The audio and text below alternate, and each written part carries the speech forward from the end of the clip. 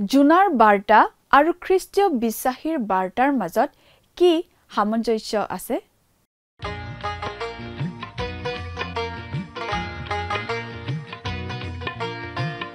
আজিৰে পবিত্ৰ ক্ষণতে উজলি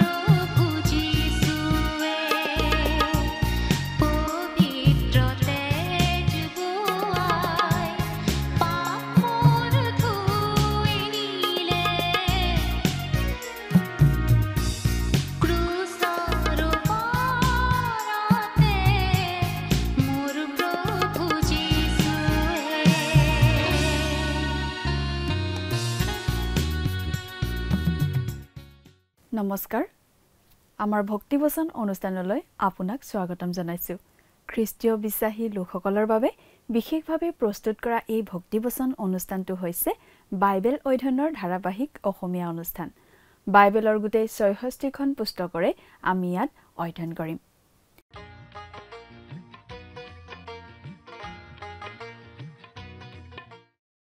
প্ৰিয় দৰ্শক যদি আপুনি আমাৰ আগৰটো অনুষ্ঠান শুনিছিল তেনেহলে আপুনি নিশ্চয় জানে যে আমি এতিয়া বাইবেলৰ পুৰণি নিয়ম খণ্ডৰ জোনা ভাৱবাদীৰ পুস্তকখন অধ্যয়ন কৰি আছো যোৱা অনুষ্ঠানত আমি এই জোনা ভাৱবাদীৰ পুস্তকৰ ২ নম্বৰ অধ্যায়ৰ ১০ নম্বৰ পদৰ পৰা ৩ নম্বৰ অধ্যায়ৰ ১ নম্বৰ পদলৈকে পঢ়ি তাৰ ভিত্তিত আগবঢ়োৱা আলোচনা শুনিবলৈ পালো আজিৰ অনুষ্ঠানত আমি এই জোনা ভাৱবাদীৰ পুস্তকৰ ৩ নম্বৰ অধ্যায়ৰ ২ নম্বৰ পদৰ পৰা ৪ নম্বৰ পদলৈকে পঢ়ি তাৰ ভিত্তিত আগবঢ়োৱা আলোচনা শুনিবলৈ পাম ঈশ্বৰে আজ্ঞা দিয়াত জোনাক গিলি থোৱা মাছটোৱে জোনাক সাগৰৰ পাৰত মুখৰ পৰা উলিয়াই দিলে কোনোৱে ধেমালি কৰি কয় যে আনকি মাছেও জোনাৰ নিচিনা অপথে যোৱা ভাৱবাদী এজনক হজম কৰিব নোৱাৰিলে আন কোনোৱে আকৌ আন ধৰণে ক'ব খোজে যে ভাল মানুহ এজনক বেছি দিন দমাই থব নোৱাৰি কিন্তু মাছৰ পেটৰ পৰা ওলোৱাৰ পাছত এতিয়া জোনা এজন সম্পূৰ্ণ বেলেগ ব্যক্তি এজন পৰিৱৰ্তিত ব্যক্তি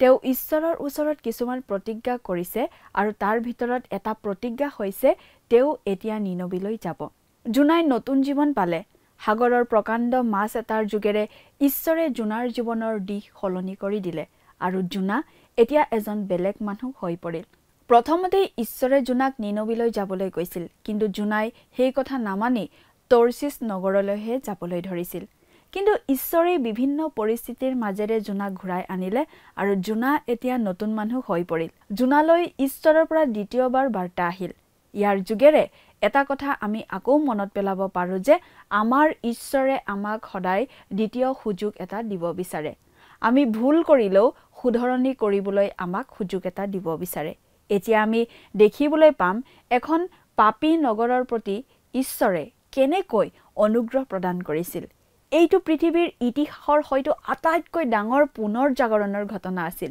মানুহে অনুতাপ কৰি মন পালটন কৰি ঈশ্বৰলৈ ঘূৰি অহাৰ এটা অভিলেখ নিনবী নগৰখনে মন পালটন কৰা এই ঘটনা আছিল অতি চমকপ্ৰদ তাৰ তুলনাত ৫০ দিনীয়া পৰ্বৰ সময়ত পবিত্ৰ আত্মাৰ আগমনৰ দিনা যি ঘটিছিল সেয়া অতি সৰু ঘটনা যেন লাগে কাৰণ ৫০ দিনীয়া পৰ্বৰ দিনা কেইহাজাৰমান লোক ঈশ্বৰলৈ ঘূৰিছিল কিন্তু নিনবী নগৰত কেইবা লাখ লোকে ঈশ্বৰলৈ ঘূৰিছিল প্ৰিয় দৰ্শক কথাবোৰ অধিক বহলাই চাবলৈ আহকচোন এতিয়া আমি মূল আলোচনাটোৰ মাজলৈ আগবাঢ়ি যাওঁ আমাৰ পৰম পবিত্ৰ প্ৰভু যীশুখ্ৰীষ্টৰ নামত নমস্কাৰ প্ৰিয় শ্ৰোতা আশা কৰোঁ মহান পিতা পৰমেশ্বৰৰ মহান অনুগ্ৰহত আপুনি ভালে কুশলে আছে প্ৰিয় শ্ৰোতা আপোনাৰ লগত বাইবেল আছেনে বাৰু যদিহে আছে তেতিয়াহ'লে পুৰণি নিয়মৰ জোনা ভাৱবাদীৰ পুস্তক নামৰ পুস্তকখন উলিয়াই ল'ব ৩ নম্বৰ অধ্যায়টো মেলি লওকচোন আৰু যদিহে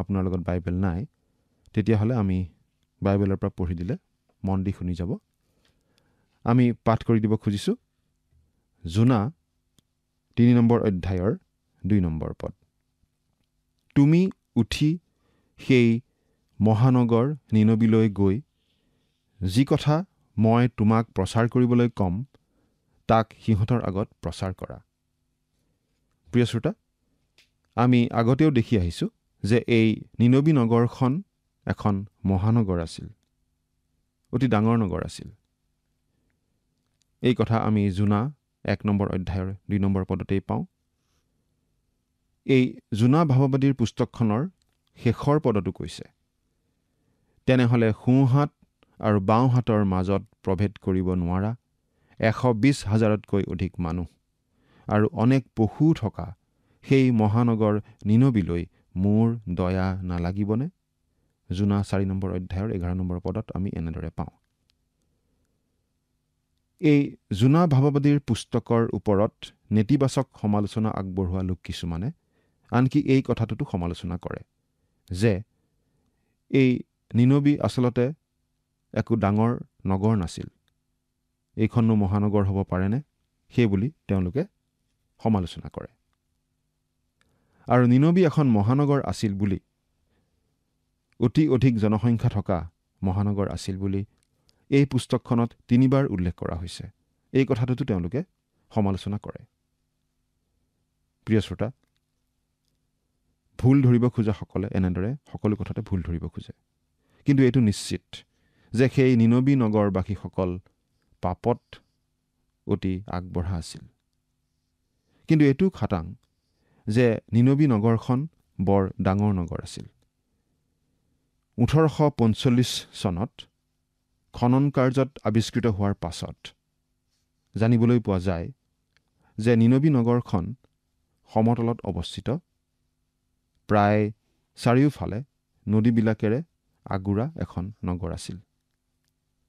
আচলতে এই নগৰখন টাইগ্ৰিছ নদীৰ পাৰত অৱস্থিত আছিল। টাইগ্ৰিছ নদী বৈ আহি ওপৰৰ পৰা বৈ অহা জাব নদীৰ লগ লাগি ইংৰাজী ভি আখৰটোৰ নিচিনা এখন উপত্যকাৰ সৃষ্টি কৰিছিল। আৰু নদী দুখনৰ ওপৰ পিনে উত্তৰ দিশত এলানি পৰ্বতমালা আছিল। গতিকে গোটেই নগৰখন প্ৰকৃতিয়ে প্ৰতিৰক্ষা দি ৰাখিছিল। ওপৰ পিনে পাহাৰ আৰু দুয়ো কাষে নদী। সেই অঞ্চলত কেইবাখনো নগৰ আছিল। নিনবী আছিল ওপৰ পিনে টাইগ্ৰিছ নদীৰ পাৰত। তলৰ পিনে য'ত টাইগ্ৰিছ নদী জাব নদীৰ লগত মিলিত হৈছিল তাতে আছিল কালাহ নামৰ আন এখন নগৰ। আৰু শাস্ত্ৰত কোৱাৰ দৰে বৰ্তমান নিমৰুদৰ ভগ্ন অৱশেষ বুলি জনা যায় এই কালাহ নগৰক। এই কালাহ নিনবী নগৰৰ পৰা 18 মাইল দক্ষিণ পূবত অৱস্থিত আছিল। খৰচাবাদ নগৰখন নিনবীৰ পৰা প্ৰায় 12 মাইল উত্তৰ পূবে জাব নদীৰ পাৰত অৱস্থিত আছিল। সেই সময়ত নগৰবোৰ দেৱালেৰে আগুৰা আৰু সৰু সৰু আছিল বাবে নিনবীখন প্ৰকাণ্ড নগৰ বুলি কোৱাত মানুহে আপত্তি দৰ্শায়। কিন্তু আচলতে ইয়াত নিনবী বুলি যে কোৱা হৈছে এখন মহানগৰ নাছিল। নিনবীত আচলতে দেৱালেৰে আবৃত 3খন নগৰ আছিল। আচল নিনবী, কালাহ আৰু খৰচাবাদ। নিনবী আছিল ৰাজধানী আৰু গোটেই ঠাইখনক নিনবী বুলিয়েই মানুহে জানিছিল। এইটো অতি সাৰুৱা উপত্যকা আছিল। বিপদৰ সময়ত মানুহবোৰে সেই দেৱালেৰে ঘেৰা নগৰকেইখনত আশ্ৰয় লৈছিল। সেই নিনবী কিন্তু বহিঃশত্ৰুৰ আক্ৰমণৰ বাবে ধ্বংস হোৱা নাছিল। আচলতে বানপানীয়েহে গোটেইবোৰ নগৰ একেবাৰে ধ্বংস কৰি পেলাইছিল। এইটো আন এটা মন কৰিবলগীয়া কথা যে আদিপুস্তক 10 নম্বৰ অধ্যায়ৰ 11 আৰু 12 নম্বৰ পদত আমি এই বুলি পঢ়িবলৈ পাওঁ। সেই দেশৰ পৰা তেওঁ অচুৰলৈ ওলাই গৈ নিনবী, ৰহবত-ইৰ, কেলহ আৰু নিনবী ও কেলহৰ মাজ ঠাইত থকা ৰেচন অৰ্থাৎ মহানগৰ, এইবোৰ নগৰ নিৰ্মাণ কৰিলে। মুঠতে ঈশ্বৰৰ বাক্যত এই মহানগৰ কেইখনৰ মহত্বৰ বৰ্ণনা আমি আগৰ পৰাই পাওঁ। এই সকলোবোৰ ঠাইক নিনবী বুলি নামকৰণ কৰা হৈছিল, কিয়নো এইখনেই ৰাজধানী আছিল। নিনবী এখন মহানগৰ আছিল। মহা আছিল পৰিমাণত, মহা আছিল দুষ্টতাত। অন্য ভাৱবাদীৰ পুস্তকবোৰত আন আন নগৰবোৰৰ যি পাপ অপৰাধৰ কথা কোৱা হৈছে, এই নিনবীৰো আচলতে পাপ সেই একেধৰণৰেই আছিল। সেই নগৰবোৰলৈ ঈশ্বৰে সুধবিচাৰ আনিছিল। আমোছ আৰু হোছেয়া পুস্তকত আমি পঢ়িবলৈ পাওঁ যে সেই লোকবিলাকৰ ওপৰলৈ ঈশ্বৰে সুধবিচাৰ অনাৰ কাৰণটো আছিল মানুহবোৰৰ লাহ-বিলাহ প্ৰিয় জীৱন-যাপন, পুৰুষ মহিলাবোৰৰ অনৈতিক সম্বন্ধ, তেওঁলোকৰ ঈশ্বৰবিহীন গীত বাদ্য আমোদ প্ৰমোদ আৰু তেওঁলোকৰ মতলীয়া অৱস্থা। এই একেই অপৰাধ নিনবীবাসীৰো হৈছিল। তেওঁলোকে নানান দেৱ-দেৱীৰ সেৱা পূজাত মন দিছিল। তেওঁলোকৰ নিষ্ঠুৰতা অতি অবৰ্ণনীয় আছিল। সেই নিনবী নগৰ সম্পূৰ্ণ অনৈতিকতাৰে ভৰা আছিল। এই নগৰ মদ আৰু নাৰী, বটল আৰু বেশ্যালয়, ধৃষ্টতা আৰু যৌনতাৰ নগৰ আছিল। নিনবী মহানগৰৰ এয়েই পৰিচয় আছিল। এনেহেন এখন মহানগৰৰ ভিতৰলৈ যাবলৈ আৰু পৰিচৰ্যা কৰিবলৈ জোনাক আহ্বান দিয়া হৈছে। এতিয়া পাঠ কৰি দিম ৩ নম্বৰ অধ্যায়ৰ ৩ নম্বৰ পদটো। তেতিয়া জোনা উঠি জিহুৱাৰ বাক্য অনুসাৰে নিনবীলৈ গ'ল। নিনবী অতিশয় বৃহৎ ৩ দিনীয়া বাটৰ নগৰ।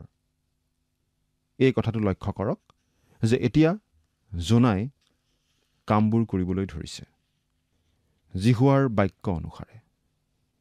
তেওঁ জিহুৱাৰ কথামতে কাম কৰিব ধৰিছে। প্ৰথমবাৰ কিন্তু তেওঁ তৰ্চিছৰ বাবে পালতৰা জাহাজতহে উঠিছিল, যিটো জিহুৱাৰ বাক্য অনুসাৰে নাছিল। কিন্তু তেওঁ এতিয়া জিহুৱাৰ বাক্য অনুসাৰে নিনবীলৈ গৈ আছে। নিনবী অতিশয় বৃহৎ ৩ দিনীয়া বাটৰ নগৰ। নিনবী অতিশয় বৃহৎ আছিল, ৩ দিনীয়া বাটৰ নগৰ আছিল। এই কথাটো আমি আকৌ এবাৰ মনত পেলাইছোঁ। ৪ নম্বৰ পদ। পাছে জোনাই নগৰত সোমাই নিনবী ৪০ দিনৰ মূৰত নষ্ট হ'ব, এই বুলি প্ৰচাৰ কৰি কৰি এদিনৰ বাট গ'ল। গোটেই ঠাইখনলৈ যাওঁতে জোনাৰ নিশ্চয় যথেষ্ট সময় লাগিছিল। জোনাৰ হাতত কোনো অনাতাঁৰ যন্ত্ৰ নাছিল, তেওঁৰ কোনো মেগাফোন নাছিল, মাইক নাছিল।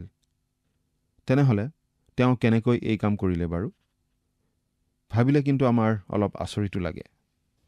আমি থকা নগৰখনৰ সৈতে যেতিয়া আমি নিনবীক তুলনা কৰোঁ, তেতিয়া এই কথাটো ভাবি আমাৰ নিশ্চয় অলপ আচৰিত লাগে। কিয়নো নিনবী অতি প্ৰকাণ্ড নগৰ আছিল।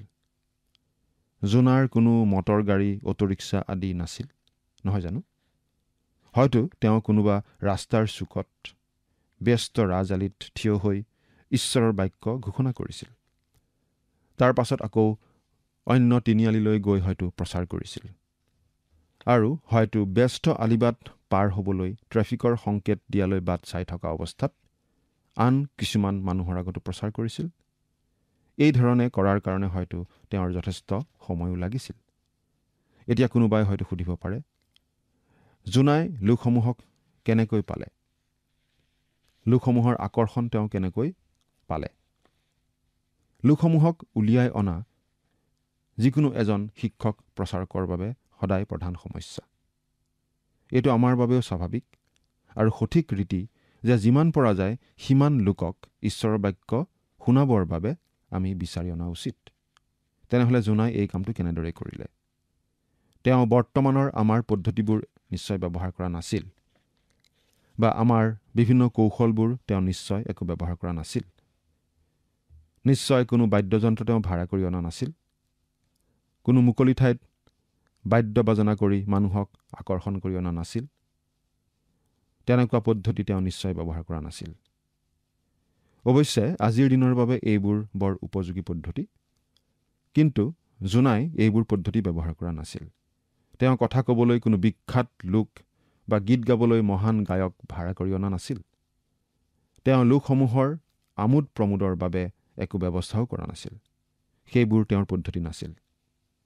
আজিকালি যিবোৰ পদ্ধতি আমি ব্যৱহাৰ কৰোঁ, সেইবোৰতকৈ জোনাৰ পদ্ধতি নিশ্চয় অলপ বেলেগ আছিল। তেওঁৰ পদ্ধতিটো আছিল এইয়ে যে তেওঁ মৃত্যুৰ পৰা ঘূৰি অহা এজন মানুহ। আৰু আমি ভাবোঁ দেখিবলৈ তেওঁ নিশ্চয় অলপ বেলেগ ধৰণৰ হৈ পৰিছিল। মাছৰ ভিতৰত 3 দিন 3 ৰাতি থাকি অহাৰ পাছত জোনা নিশ্চয় দেখিবলৈ একেই হৈ থকা নাছিল। মাছৰ পেটৰ ভিতৰত থকা দ্ৰব্যবোৰে জোনাৰ ওপৰত ক্ৰিয়া কৰি তেওঁৰ চেহেৰা নিশ্চয় অলপ বেলেগ কৰি পেলাইছিল। যেতিয়া তেওঁ বাটৰ চুকত কোনো জনবসতিপূৰ্ণ ঠাইত থিয় হৈছিল, তেতিয়া হয়তো মানুহবিলাকে তেওঁক সুধিছিল, হেৰি, আপুনি ক'ৰ পৰা আহিছে? আপুনিনো ক'ত আছিল? দেখিবলৈ একেবাৰে বেলেগ। তেওঁলোকক হয়তো জোনাই কৈছিল, মই মৃত্যুৰ পৰা ঘূৰি অহা মানুহ। এটা মাছে মোক গিলিছিল, কাৰণ ঈশ্বৰে মোক নিনবীলৈহে পঠাইছিল, কিন্তু মই তৰ্চিছলৈ পলাই যাবৰ বাবে চেষ্টা কৰিছিলোঁ। মানুহবোৰে জোনাৰ কথাত নিশ্চয় ঠাট্টা কৰা নাছিল। তেওঁৰ কথা শুনিছিল। জোনাই সুধবিচাৰৰ বাৰ্তা লৈ সেই নগৰত সোমাইছিল। নিনবী 40 দিনৰ মূৰত নষ্ট হ'ব, এই বুলি তেওঁ ঘোষণা কৰিছিল। আমি ভাবোঁ সেই বাৰ্তা জোনাই যথেষ্ট মনত লগাকৈ অন্তৰত লগাকৈ দিব পাৰিছিল। কিন্তু তেওঁ নিনবীবাসীক ভাল নাপাইছিল। তথাপি ঈশ্বৰে সেই কাম তেওঁক কৰিবলৈ দিয়া বাবেই সেই কাম তেওঁ কৰিছিল। প্ৰিয় শ্ৰোতা, নিনবীবাসীক ঈশ্বৰে ভাল পাইছিল বাবেই জোনাক তেনেদৰে ব্যৱহাৰ কৰিছিল। আজিও ঈশ্বৰে তেওঁৰ পৰিত্ৰাণৰ বাণী লৈ যাবলৈ আৰু প্ৰচাৰ কৰিবলৈ আমাক আহ্বান কৰি আছে। কাৰণ তেওঁ কোনো এক পাপীৰ জীৱন ধ্বংস হোৱাটো নিবিচাৰে। কাৰণ তেওঁ কৃপালু, তেওঁ দয়ালু ঈশ্বৰ। আজি ঈশ্বৰে তেওঁৰ বাৰ্তা হেৰুৱা আত্মাবিলাকৰ মাজত প্ৰচাৰ কৰিবলৈ আমাক সকলোকে আহ্বান কৰিছে। প্ৰিয় শ্ৰোতা, ঈশ্বৰৰ সেই আহ্বান মানি সেই পৰিত্ৰাণৰ বাৰ্তাবাহক আপুনি বাৰু হৈছেনে? আজি আপুনিও বাৰু ক'বনে, হয়, মই হেৰুৱা আত্মাৰ আগত ঈশ্বৰৰ পৰিত্ৰাণৰ বাৰ্তা প্ৰচাৰ কৰিম। পৰিত্ৰাণৰ বাৰ্তা, প্ৰভু যীশুখ্ৰীষ্টৰ বাৰ্তা ঈশ্বৰে আজি আপোনাকো দিছে। সেই বাৰ্তা বাৰু আপুনি গ্ৰহণ কৰিছেনে? প্ৰভু যীশুখ্ৰীষ্টক আপোনাৰ ত্ৰাণকৰ্তা বুলি গ্ৰহণ কৰিছেনে? ঈশ্বৰৰ সেই অনুগ্ৰহৰ দান আপুনি বাৰু গ্ৰহণ কৰিছেনে?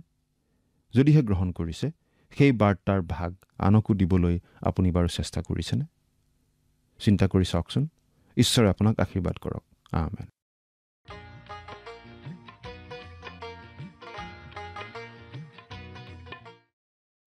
জোনাই ঈশ্বৰৰ কথামতে নিনবী নগৰলৈ গ'ল। নিনবী আছিল এখন বিশাল নগৰ। জোনাই মানুহবোৰৰ আগত ঘোষণা কৰিবলৈ ধৰিলে যে 40 দিনৰ পাছত নিনবী নগৰ নষ্ট হ'ব। সেই দুষ্টতাৰে পৰিপূৰ্ণ নিনবীৰ মানুহবোৰৰ আগত ঈশ্বৰৰ বাক্য কোৱাটো সহজ নাছিল যদিও জোনা এজন সম্পূৰ্ণৰূপে পৰিৱৰ্তিত মানুহ আছিল। জোনাই নিশ্চয় ক'ব পাৰিছিল তেওঁক ঈশ্বৰে কেনেদৰে আচৰিত ধৰণে নতুন জন্ম দিলে, কেনেদৰে মাছৰ পেটত 3 দিন 3 ৰাতি থাকিও তেওঁ আকৌ জীৱন্ত ৰূপত ওলাই আহিল।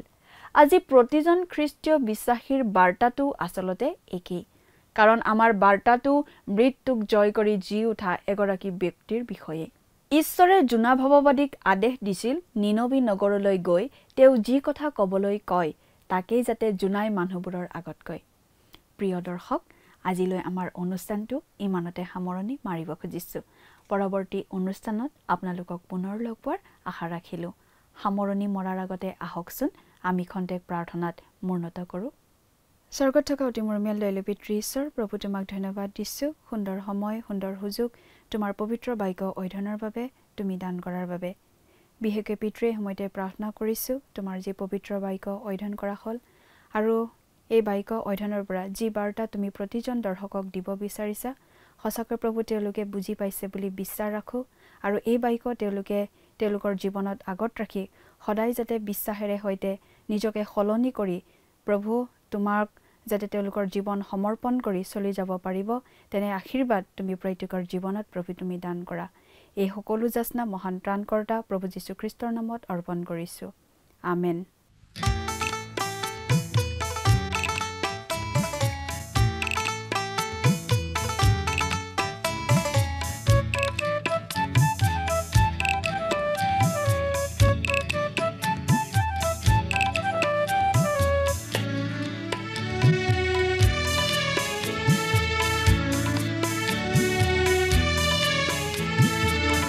জাগা হে বন্ধু, জাগা হে বন্ধু, কলা ঘুমতিৰি শুই থাকোঁতেই বেলি লহিয়াই আৰু নকৰা দেৰি। জাগা হে বন্ধু, জাগা হে বন্ধু, কলা ঘুমতিৰি শুই থাকোঁতেই বেলি লহিয়াই আৰু নকৰা দেৰি। শুনাহে আজি শুভ বাতৰি, হৃদয় শান্ত কৰা, সৰগৰ দুৱাৰ হ'ল মুকলি, দুনয়ন ভৰি চোৱা। শুনাহে আজি শুভ বাতৰি, হৃদয় শান্ত কৰা, সৰগৰ দুৱাৰ হ'ল মুকলি, দুনয়ন ভৰি চোৱা।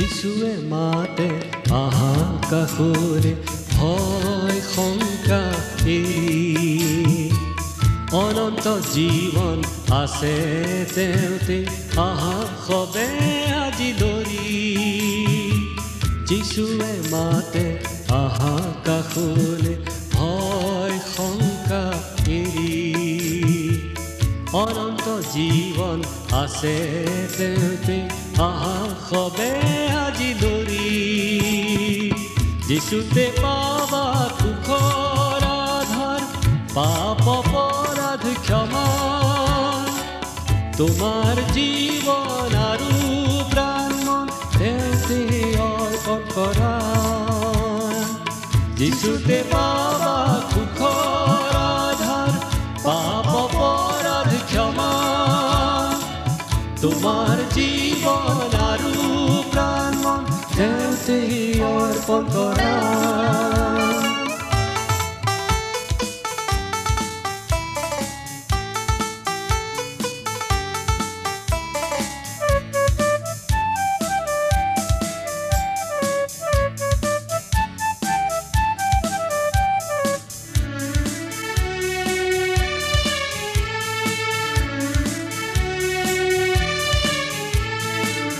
যিশুৱে মাতে আহা কাষৰে ভয় শংকা এৰি অনন্ত জীৱন আছে তেওঁতে আহা সবে আজি ধৰি যিশুৱে মাতে আহা কাষৰে ভয় শংকা এৰি অনন্ত জীৱন আছে তেওঁতে আহা সবে আজি ধৰি যিশুতে পাবা সুখৰ আধাৰ পাপ অপৰাধ ক্ষমা তোমাৰ জীৱন আৰু প্ৰাণ মন তেওঁতে অৰ্পণ কৰা যিশুতে পাবা সুখৰ আধাৰ পাপ অপৰাধ ক্ষমা। প্ৰিয় দৰ্শক, যোৱা অনুষ্ঠানৰ প্ৰশ্নটোৰ শুদ্ধ উত্তৰটো হৈছে অপশ্যন বি পনিয়েল। আজিৰ অনুষ্ঠানৰ ওপৰত আধাৰিত প্ৰশ্নটো হৈছে নিনবী মহানগৰখন কোনখন নদীৰ পাৰত অৱস্থিত আছিল? অপশ্যন এ ফৰাত, option B Jordan, option C Nile, option D Tigris.